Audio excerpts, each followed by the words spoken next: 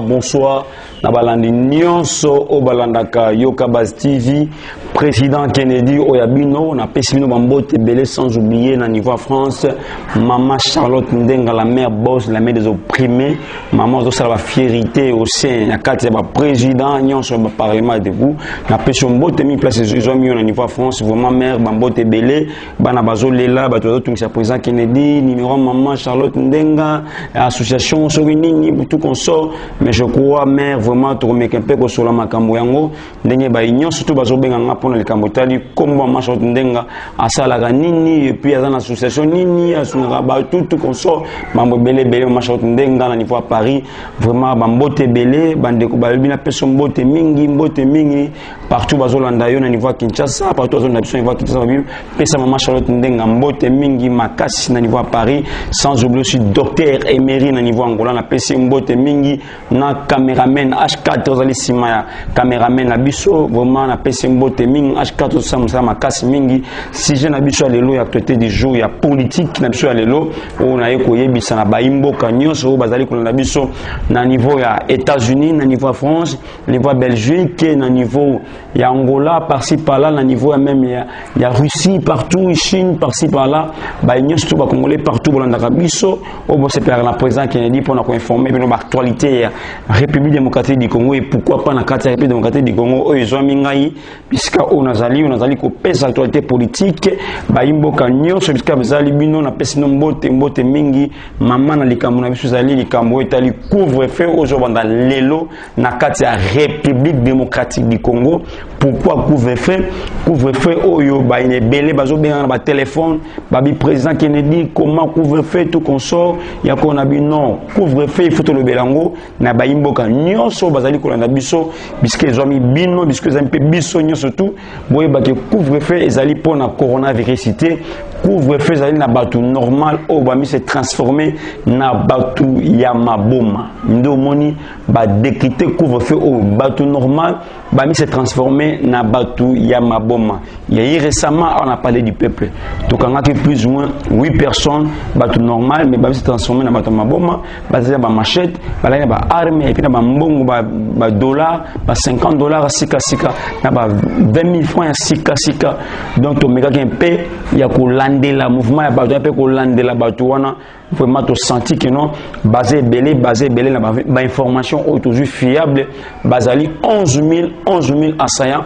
au déjà ba côté na Kinshasa au bazali ko luka ba créer mon boulot au sein de la République démocratique du Congo ou soit ba créer balkanisation ndenge ba Rwandais bazoluka ba balkaniser Congo ndomoni ba kotisi ba toana ba sayana pour que ba éliminer chef de l'état ba manquer déjà chef de l'état il y a déjà 75 coups d'état ratés par mon Konzamboka ndomoni ba comprendre non essengeli ko créer mon boulot ko créer guerre na kati ya République démocratique du Congo pour que Congo est à la balkaniser Congo à la balkaniser yango moni ba imboka ba une décision ba décréter couvre-feu na kati ya Kinshasa donc des sujets à 21h doit partir à 21h mundeko nyonso zala na kati ya ndako na yo papa mama na bana à partir à 21h bozala na kati ya bandako na bino toboyi ba ko kanga bino ba 21h ce n'est pas bon to bon respecter sinon te boko perdre belemi parce que sing na bino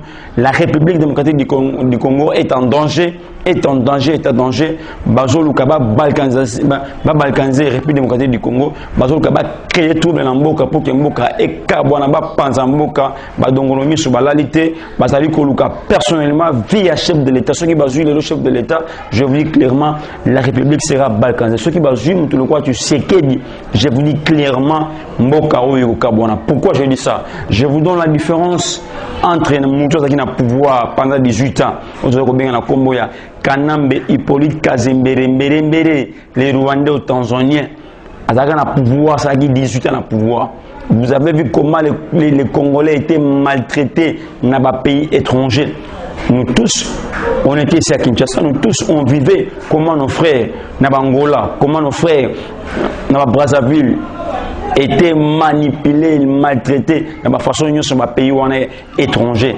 On a eu comment, même Kabila, quand on tuait les Congolais à l'étranger, quand on faisait rapatrier les Congolais, chasser les Congolais dans les bandes d'Amboka, Kabila ne disait rien, ne parlait même pas, parce que lui savait que non, il n'est pas un Congolais. Parce que s'il était un Congolais, Kabila pouvait même faire que non, les Congolais bazala, nakati ya respect, respecter les Congolais na niveau des pays étrangers. Mais pour Kabila ne disait rien à Brazzaville, maman na biso, bachaba bambanzi même na Nice, bachaba bambanzi même na venger na bango, ba yebi événement osama na Brazzaville.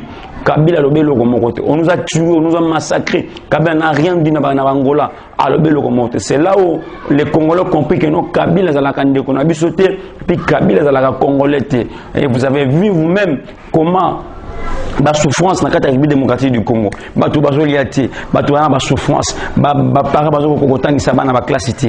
Para bazo ko laisser sa famille te. Para bazo ko laisser mabota te. Pendant 18 ans souffrance.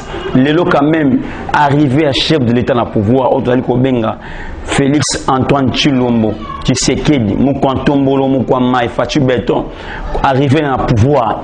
Il n'en a quelques mois. Bomoni quand même diplomatie au chef d'État Betty. Respect au Congolais bazou na Brazzaville, respect au Congolais bazou na Angola.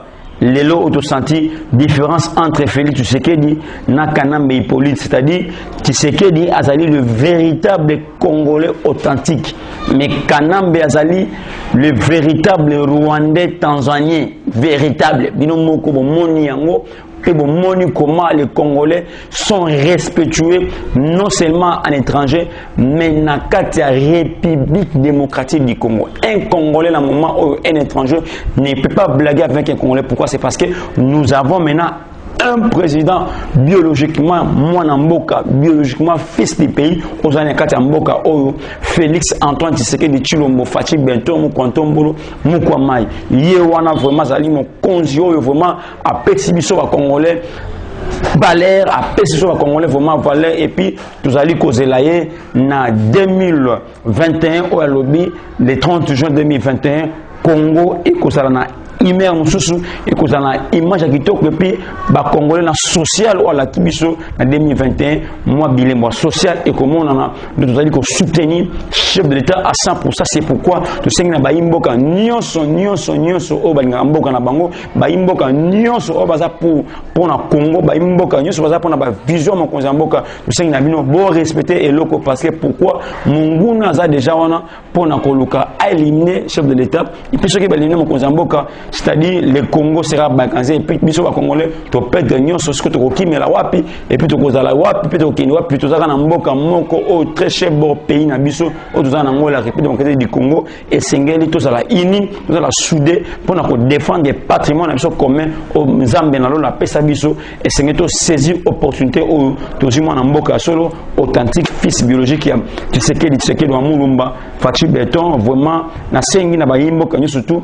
soutenir bah vision mon Konzamboka, to respecter le lot à partir de 21h circulation moi ça les matin et puis te saigner dans la police na armée vraiment bosala musala ndenge elongo bani bosala musala na ndenge ya bosolo na ndenge elongo bani ezate que ceux qui bato bazotambola te bino e comme occasion au côté ba on banda vraiment to sengene loko et ça les matin mais oyo akobima na balabala de 21h vraiment na bosala musala bino comme il faut parce que to sengi na baimbo kanyo tout les lancer un message basa na banda ko partir à 21h papa na maman vraiment bomi batela bota pe bana bino banda ku lelo zali mukolo oyo à partir à 21h zalo na ndako na ceux qui c'est au sombelo biloko sont déjà avant pour qu'il anda ko vanda bana na maman boza ensemble likambo kamwa makasi 4 gouverneurs ya FCC ba rejoindre gouvernement ya Union Sacrée.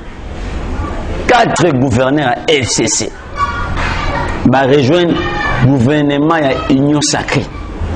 4 gouverneurs. Nous avons un gouverneur, il y a Sud Kivu à Union Sacrée. Nous avons un gouverneur, il y a Ituri à Union Sacrée. Nous avons un gouverneur, il y a Goma à Union Sacrée. Nous avons un gouverneur, il y a Maniema à Union Sacrée. Pourquoi 4 gouverneurs ont une union sacrée? Il faut comprendre que politique est changé visage. Politique est comme la façon et comme la donné. Les 4 gouverneurs ont bisi Kabila clair. Balobi kenaye bango bake na union sacrée. Bake ko servir vision ya mokonzi mboka oya nango pona ko sunga peuple congolais. Et ça m'a bêté. Mais ça malam. Mais bino pe 4 gouverneurs au boye na union sacrée. Bon travailler na vision chef de l'état. Bon kende libanda vision mokonzi mboka te. Soki boye na vision mokonzi mboka tamie. Mais ceux qui ont une vision na bino FCC, vision à Kabila, boye ba que non beaucoup échoué na mission na bino. C'est parce que jusque là les peuples congolais n'est pas encore d'accord avec vous. Les peuples congolais na mabe bo sala na mboka oyo. Na ba tuerie bo tuwa ba congolais na mboka oyo. Peuple congolais azana no pena confiance na bino ba to FCCT. Peuple alingi bino soki mokete yango moni peuple azana ba tout fort pour na bino to FCC soki omoni lelo mokonzi mboka andimi ke bino ba yoyo bolobi boza pour changement boboyi misère ya peuple congolais bo regagner union sacrée mozamboka andimi c'est parce que azali papa oyo ya bolingo ada papa oyo alingi bana nyonso na kati ya mboka mais soki otengami na libanda vision mokonzi mboka yeba eke mokonzi mboka akocho à l'écart alingi à travailler na bateau baza pour na vision na ye pour na ko avancer ba projet ya mboka et puis pour na ko avancer social ya peuple congolais mais soki bino boza na vision na été boye ba ke non musala musala punda et puis place na bino eza nde boloko Kabila ye wana lelo a signé exil na Kiba mais belé ba comprendre te même classe politique à Kabila bazo comprendre que non Kabila isolé bango politiquement asundoli bango politiquement et puis intelligemment ça que va comprendre. Avant Kabila bima ilai ya koyamba ben ministère français au botaki na France ba c'est clair au sali 18 ans au super mingi au super belé pour que kimezala bima na malembe pona mboka oyo kokende ko vanda Kabila tel na mboka nyo surtout aponi Kiba parce que Kibezali pays ezali non signataire ya CPI donc Kabila aponi mais après ça naté que aibi mboka Kongo pe mingi yango ba congolais ba sengi na président Kiba milliardaire yo na zo epana yo aye exilé pana yo ala mbongo belé oyo akolé même pendant 200 ans collaborer na bato CPI ba récupérer Kabila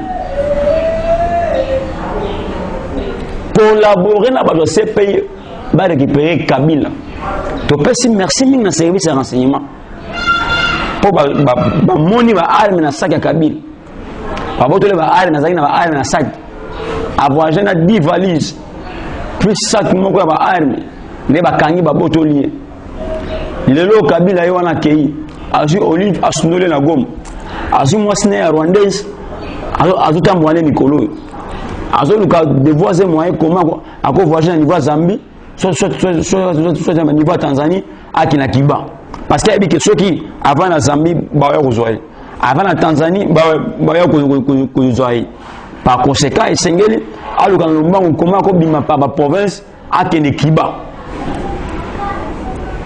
ils ont montré que les choses sont pesa na batu mususu o ya FCC ba comprendre que non ma be Kabila sala na mboka oyo ba ko limbisa ete ma be Kabila sala na mboka oyo ba ko limbisa ete c'est une occasion qui ba FCC ba comprendre que non il y a un temps pour rire et il y a un temps pour pleurer et il y a un temps aussi pour blaguer. Tant où est comme ce temps,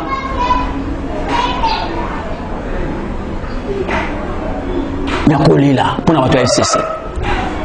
Pourquoi kaka? Bato tanga bato FCC. Pourquoi bato FCC? C'est parce que vous salama ben en beaucoup à kolika. Bobo to to mapang na Gombe ao akabini. Bobo to to basi na bango akabini. Bobo to to ba même tu ba mapang bobo ma ba to akabini. Papa we Kabila bomai. Teres Kapanga Kabila bomai. Rossi Mukeni Kabila bomai. Armand Tungulu Kabila bomai. Fleurben Sebe Kabila bomai. Daniel Botez Kabila bomai. Ba combattant IDPS Kabila Boma Bango. Ngai moko on a solo banadino président qui n'en parle même pas. J'ai été arrêté plusieurs fois n'importe en Kabila. Na beta ba 2 ans en année. Na bima ba kushina matuna do na bima donc nous autres solo. Ba torturana mabe. Mais tellement Nzamba zaga Nzamba bino muto a défendre des causes justes. Pour libérer Nzamba ça va fort ba zo libérer ngai.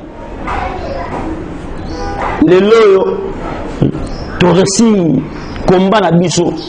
Maintenant, nous avons une facilité. Tu as effacé l'image de l'étranger dans le Mboka. Pour passer le meilleur raté. Kabila sa muto toko limbisa na Mboka. Kabila sa muto toko pendre ya ko pendre. Asa muto toko limbisa na Mboka. Yango tozo senga na ba congolais nyonso soi-disant FCC ndenge besoin na nyo sacré ndenge bolongo na kawana boye bake et sengeli bo travailler na vision chef de l'état et sengeli bo travailler na vision mokonzi ya mboka non plus bo travailler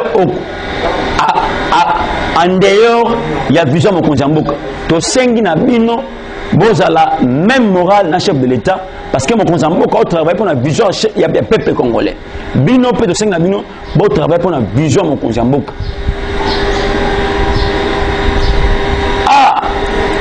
FCC Jeannette bolongoli nemi botere mo chibana konate FCC Jeannette aujourd'hui on que non tant on est mis à longue parce qu'il est mis à comprendre que non pouvoir était et que on a sous jamais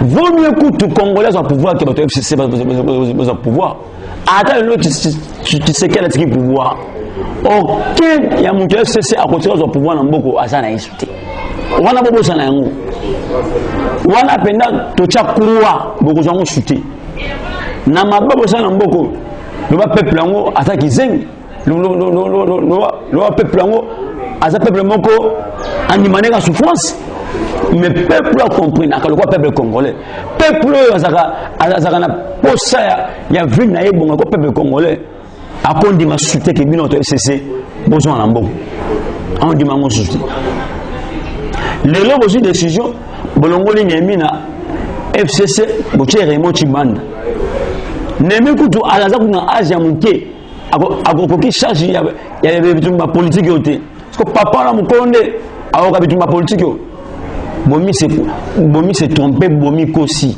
et sengeli bo comprendre rappel politique et moko Jeannette tant bomi no boyaka ana mboko na ya na kanambi image on ezali to ko laksa bato bele même ba image na bino lelo boye na mboko bo simbo mboka bo piye mboka boko mpena ko na ko fongola mbanga Jeannette est-ce que yo zali lokwa ko na mboko tonde ko na wana oyo sa kimi bino azali lokwa ko na mboko bino pe bozo c'est la Jeannette ok ndeko de chaque bino pe fo ok à cause on va se donner l'information votre frère ne va plus encore rentrer ici accueilli donc départ ne on a déjà bani on a accueilli si l'ose mabe ko menae boko zanga ye par conséquent bino pe sengeli bosanini bon quitter Congo dans l'immédiat parce que à bientôt là les Congolais déjà va récupérer mboka na bango na maboko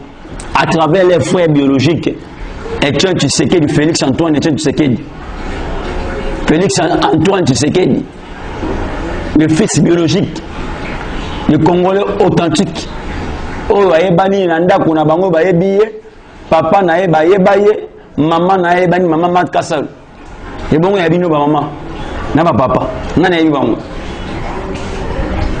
to sengi na bino c'est les grands tango yo botika mboka c'est les grands tango botika mboka matata mponyo ça passe na mawa o comme la posa kozonga na union sacrée oya na union sacrée nano basali odita bukangalonzo te nano basali odita bukangalonzo te mais comme c'est ça donc matata mponyo bosana union sacrée.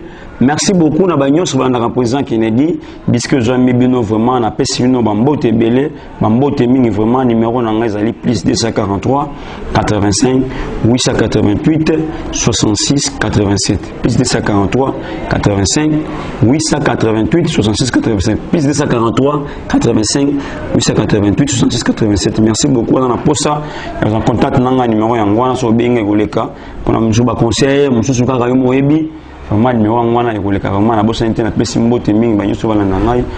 Merci beaucoup vraiment, ciao, à la prochaine.